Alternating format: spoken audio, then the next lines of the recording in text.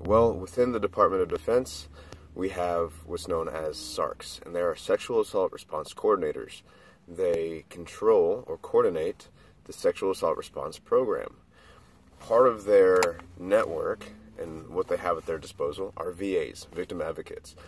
These are the people that are the first point of contact usually when a victim decides that they need help, they need attention, they need the kind of care that they should be getting as a victim of sexual assault.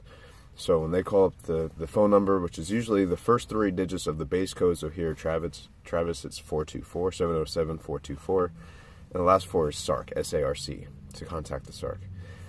Well, they call up this phone number and say, hey, I've been sexually assaulted or raped or anything that's along that spectrum, and it can be something that had just occurred. It can be something that's occurred years ago, and they're seeking help for it now. As I answer the phone and I figure out what this person is calling for and how I can help them, I'm able to provide a list of services for them. First off, if they want a restricted report, then that means the information isn't going to travel farther than the people that are within their immediate care network. So a restricted report is somebody that says, hey, this happened a long time ago, or I don't really want to press charges or anything like that. I just need some help because I'm battling with these issues and I need help with that. So I would then listen to that person first and foremost. I would find a plan of action that works for them to get them back on track mentally, emotionally, spiritually, so they can become fit to fight again. If they want an unrestricted report and they want to press charges, then I help them go to the Office of Special Investigations, and they conduct their interview. There's a lengthy court process. I hope that someday that'll be improved. But they decide, hey, justice needs to be served, and I need to press charges with somebody here. And that's very important as well. So all of this helps in part of the healing process, and there are trials and tribulations along the way as we're uncovering these layers of damage that's happened from this kind of trauma.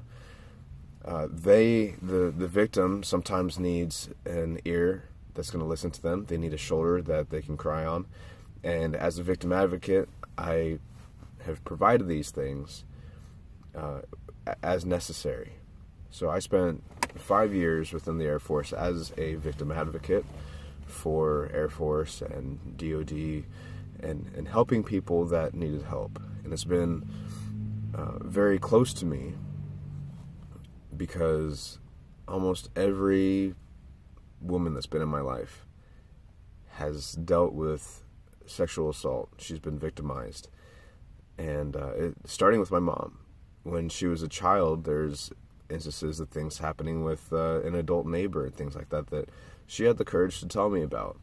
And I want to encourage the parents out there to talk to your children about these difficult things, because the way that she presented it to me of, hey, the world isn't perfect. There are weird people out there, and there are people that may try to harm you. Here's what happened to me. And she had told me about the things that happened to her as she grew up. And she did it from an early age, too, telling me. Knowing that and her sharing that information with me, I'm sure has played a part in keeping me safe and helping other people and wanting to help other people. Because my first instinct, even as a child, is what's wrong with people? Why would they try to hurt a little girl? Let alone why would they try to hurt my mom? So that's what got me into wanting to be a victim advocate. I first started out with the interest in my first duty station in Oklahoma. I got trained there, started performing as a VA for a little while, and then I moved to Japan and I got trained again. Each location kind of has its own challenges and laws and that kind of thing. So I got trained up again in Japan, performed VA duties for 4 years. Moved to Turkey after that, performed VA duty for 2 years. While I was in Turkey, I also started discovering, all right, these are ways that I can help people that are in need after the fact. How can I be a little more proactive? So this is when I looked into combatives training and how to train people in that. And about that time, towards the end of my time in Turkey, around 2013, the Air Force started adopting this new training program called Green Dot. And it's focused on bystander intervention. So we're all bystanders. Everybody that is around us is somebody that is dealing with issues, and we are bystanders in the fact that we have an opportunity to adjust that person's mindset, reach out to them, be there for help and support, essentially kind of like a non-official VA. So as I've been training bystander intervention for 3 years or so, I'm empowering people, other military members, with the tools of listening to the people around them and helping them cope with issues and directing them to get the attention that they need, whether it's for sexual abuse, sexual assault, any kind of victimization, suicidal ideations and trouble that they're dealing with, any kind of mental health issues. We're all bystanders. We can all help somebody out. So that's kind of been my continuation of my journey. And of course, now I teach personal defense readiness, and the two are closely linked. They're a little more closely linked than I gave it credit to, because a large client base that we have are people that have been victimized before, and they're looking for ways to overcome that barrier that they've built, that they've calloused over time potentially. And some of them are afraid to go back out into public. Some of them are afraid to get friends again.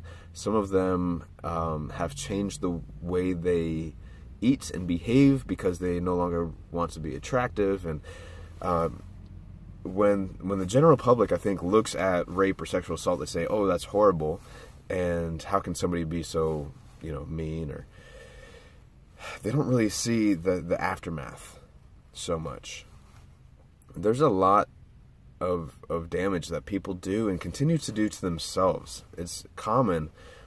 These are things that I saw as the survivors, as the victims have talked to me over the years.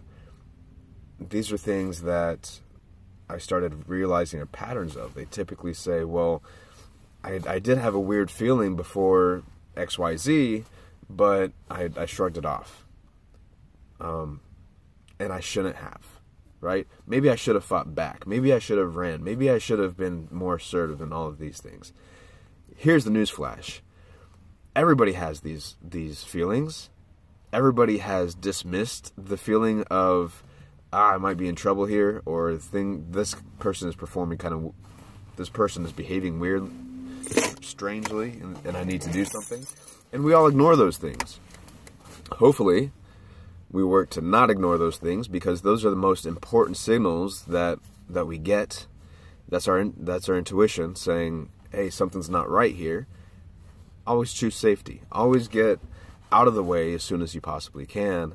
And if it was a mistake, you readdress it later. You might be a little late for your meeting if you have to go a different route, or you might have a conversation to have with somebody that, hey, I think things were a little weird, we had too much to drink, etc., etc. You readdress it later. Always answer the intuition if we can, but frequently people don't. And it's not just you in this one case. It happens all the time. Don't beat yourself up over it. Okay? That's probably the most important thing that I can tell you right now. Beyond that, as a personal defense readiness instructor, as a self-defense coach, having this experience as a victim advocate, as a bystander intervention trainer, gives me the sensitivity that I need to give my client the best possible training that they can have. So sometimes they seek out training because, hey, I don't want to be a victim again. And that's a great mindset to have. Never again. This has done so much damage in my life, and I've been having to build the block, the wall back up block by block. I've been having to rebuild my life block by block. Never will this happen again. So they come to me looking for the skills to deter and to fight somebody off. Awesome. Sometimes they just need a cathartic release and they just need to beat somebody up in the suit. That's awesome. Sometimes they want to peel back the layers and figure out why did I freeze? What happened? And we get into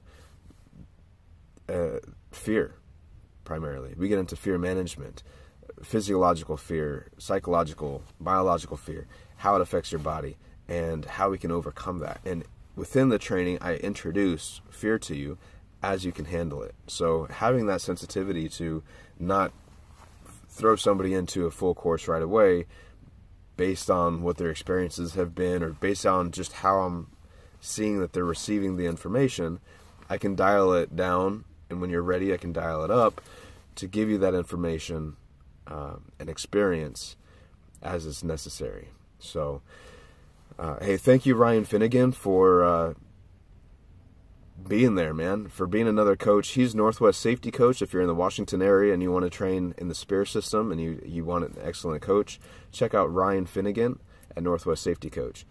I was talking to him a couple of days ago, and he said that he went through victim advocate training to have that kind of knowledge base for his training. He's always finding ways to be a better coach.